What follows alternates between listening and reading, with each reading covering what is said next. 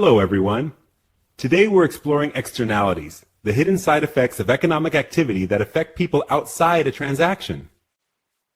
An externality occurs when someone who isn't directly involved in a market exchange experiences a cost or a benefit from that exchange. Externalities can be negative or positive. Negative externalities impose costs, positive ones provide benefits beyond the buyer and seller. Let's start with negative externalities, like air pollution from a factory that affects nearby residents who aren't part of the market transaction. In this case, the social cost, the total cost to society, is higher than the private cost the producer considers.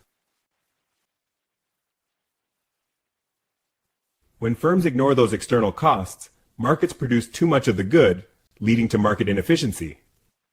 Graphically, the supply curve based on private costs lies below the true social cost curve, causing overproduction compared to the socially efficient outcome.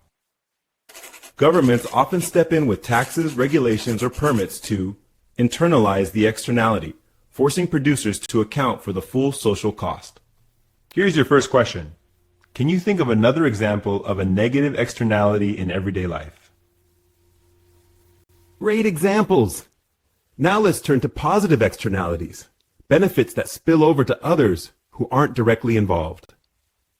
For instance, when someone gets vaccinated, they not only protect themselves, but also help reduce the spread of disease in their community. In this case, the social benefit of vaccination is greater than the private benefit, meaning society would like more people to get vaccinated than the market provides on its own.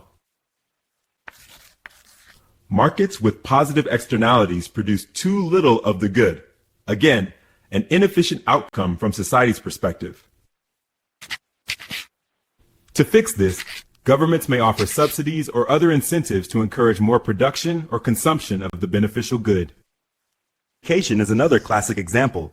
Individuals benefit personally, but society gains through a more productive and informed workforce. When externalities exist, whether positive or negative, markets fail to allocate resources efficiently on their own. Economists call this situation a market failure because total social welfare isn't maximized at the equilibrium quantity determined by supply and demand. Question 2. What might happen if governments completely ignored externalities, both positive and negative? So, understanding externalities helps us see why markets sometimes need guidance. When we internalize these costs and benefits, we move closer to true economic efficiency.